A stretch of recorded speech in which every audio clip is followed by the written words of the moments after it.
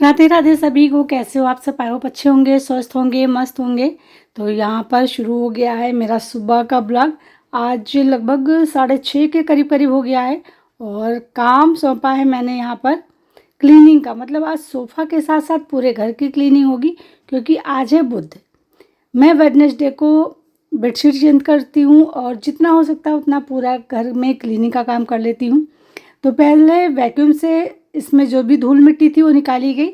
उसके बाद में मैं एक सॉल्यूशन बनाती हूँ और उससे मैं सोफ़ा को साफ़ करती हूँ। ऐसा होता है ना कि इस पे धूल मिट्टी जमा होती है। जो भी वेलवेट के कपड़े होते हैं ना, उस पर बहुत जल्दी धूल जो है जमा हो जाती है, इकट्ठा हो जाती है और वो दूर से दिखाई भी पड़ती है, जैसा कि अभी आपको मैंने सोफ़े पे दिखाया। अब जैसे मेरे डॉग है तो डॉग भी देखिए कितनी सारी इसमें धूल भरी हुई है। तो डॉग हैं, डॉग भी इस पे बैठते हैं और वो बाहर से आते हैं तो पैर वो कितना भी साफ़ करके आते हैं फिर भी थोड़ा बहुत धूल उनके पंजों में आ ही जाती है। अब आप कितना भी कवर डाल दीजिए लेकिन ये गंदा तो होता ही है। तो इसलिए मैं हफ्ते में एक दिन इसकी डीप क्लीनिंग करती हूँ, जिससे कि ये बिल्कुल नए की तरह रहते हैं, साफ़ सुथरे रहते हैं। भले ही डॉग बैठते हैं लेकिन ये एकदम से साफ़ रहता है।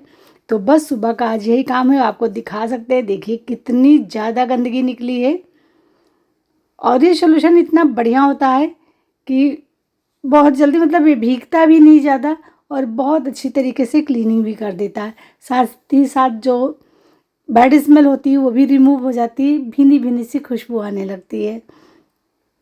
तो इसको मैंने कैसे बनाया है ये मैं किसी दिन शेयर करूंगी आप लोगों के साथ में। फ़िलहाल आज तो मैं बस आपके साथ में क्लीनिंग का ही काम शेयर करूंगी कि मैं वेडनेसडे को क्या क्या क्लीन करती हूँ और कैसे करती हूँ। अब बारी आई है बेडशीट लगाने की, कुशन कवर चेंज करने की, पिलो कवर चेंज करने की और इन सारी चीज़ों को धोने की। तो आज का जो हमारा रूटीन होता है काफ़ी बिजी होता है क्योंकि सुबह से लेकर के शाम तक मैं क्लीनिंग ही करती हूँ। अब पूरा घर क्लीन करना थोड़ा सा डिफ़िकल्ट तो होता है, लेकिन अगर आप एक टास्क के रूप में ले लेना तो लगभग आपको 1 से 1.5 घंटे लगते हैं इन सभी चीज़ों को क्लीन करने में और सही रखने में। तो यहाँ पर बेडशीट लग गई है, कुशन भी लग गए हैं। तो चलिए इसको अब हम सही से सेट कर देते हैं, जिससे आपका घर हमेशा नीट एंड क्लीन रहता है। इस तरीके से अगर आप करते हैं, और मैं ये कोशिश करती हूँ कि मेरा घर हमेशा अच्छा रहे। मुझे अच्छा घर थोड़ा सा सुकून देता है। तो ये देखिए हमारा बेड रेडी हो गया है। अब चलिए इस बेडरूम में आते हैं और यहाँ पर शुरू करते हैं सफाई। तो यहाँ से मैं बेडशीट निकालूंगी, इसी जगह पे मैं रखती हूँ जो बेडशीट इस कमरे में यूज होती है उसको। और जो कवर है, कवर को सही करना है क्योंकि मैं यहाँ पर कवर चढ़ा कर रखती हूँ। मैं सारे गद्दों में ना जो ये वाला कवर होता है ना, वाटरप्रूफ वाला, उसको लगा के रखती हूँ, जिससे कभी बाई चांस आप चाय पी रहे हैं या कुछ भी है, कभी बेड पर ही हम बैठ जाते हैं, अगर गिर जाता है तो गद्दे गंदे नहीं होते। क्योंकि अगर गद्दे गंदे होते हैं ना तो बिल्कुल अच्छा नहीं लगता है। तो इसलिए मैं यहाँ पर ज़रूर कवर लगा के रखती हूँ। तो अब बारी आई है यहाँ पर सारी चीज़ों को लगाने की। तो अब पहले मैं लगाऊंगी सारे कुशन कवर, क्योंकि कुशन मैंने जो थे हटा दिए हैं और मैं उनको लगाया ही हूँ क्लीन होने के लिए, मतलब मशीन में डाल के साफ़ होने के लिए छोड़ाई हूँ। अब जब तक वो साफ़ होंगे तब तक हमारा यहाँ पर ये सारा काम हो जाएगा।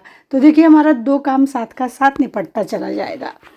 अगर इस तरीके से काम किया जाए ना तो काम बिल्कुल आपके ऊपर बोझ जैसा नहीं लगेगा, बल्कि आप बहुत ही अच्छी तरीके से हंसते हुए सारे काम को निपटा देंगे। अगर आपको अच्छा लगता है क्लीनिंग, आप चाहते हैं कि आपका घर हमेशा ऑर्गेनाइज रहे ना, तो ये छोटी छोटी सी टिप आपको अपनानी होती हैं, जिससे आपका घर हमेशा साफ़ सुथरा रहता है। तो ये देखिए मैं यहाँ पर, देखिए सिर्फ मैं यहाँ पर कुशन लगा देती हूँ, मैं यहाँ पर पिलो नहीं लगाती। जब ज़रूरत होती है तब पिलो का इस्तेमाल होता है। तो ये देख सकते हैं, क्योंकि इस तरीके से जब आप कुशन लगाते हैं ना तो काफ़ी सुंदर लगता है। तो हमारी ये बेडशीट, ये रूम भी रेडी हो गया। और अब बारी आती है थोड़ा बहुत इधर उधर जो भी धूल मिट्टी है उनको क्लीन करने का। तो यहाँ पर मैं रखती हूँ थोड़े पौधे और कुछ चीज़ें।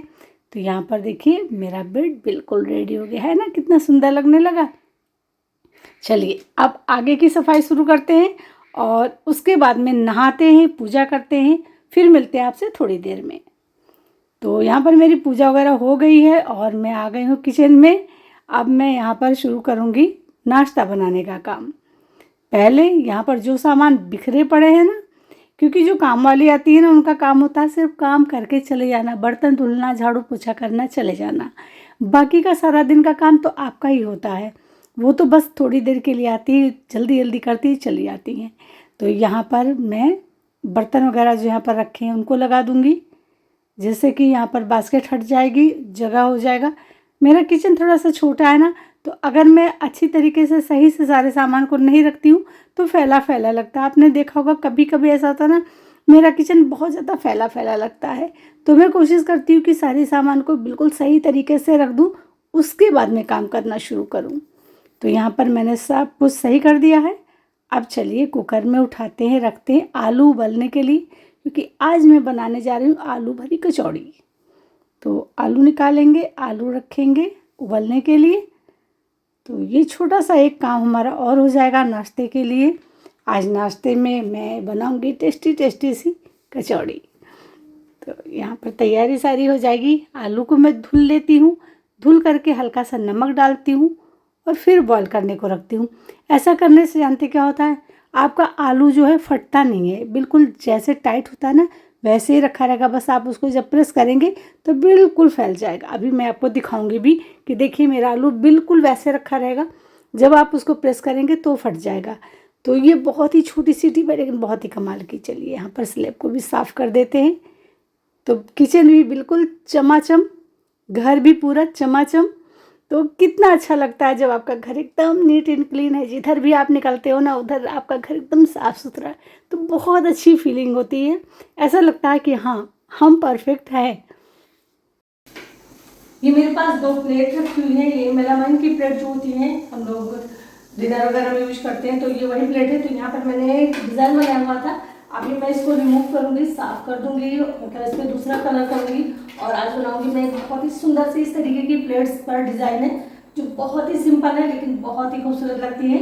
अगर आपके पास में भी इस तरीके की प्लेट्स रखी हो ना तो आप भी इसको जरूर ट्राई करिएगा।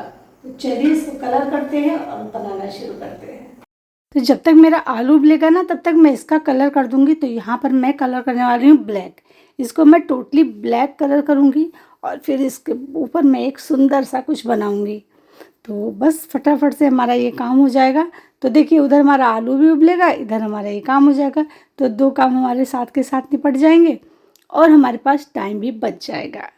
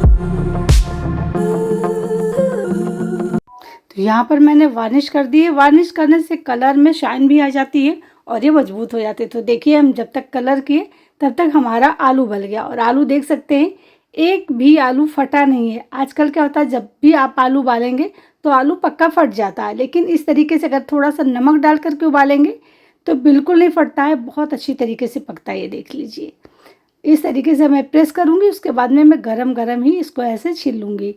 तो इस तरीके से बहुत आसानी से इसका छिलका उतर भी जाता है और हमारा आलू छिल भी जाता है, हमारे हाथ भी नहीं जलते हैं। तो मैं इस तरीके से अपने आलू को छील करके उसके बाद में फिर मैश कर लूँगी।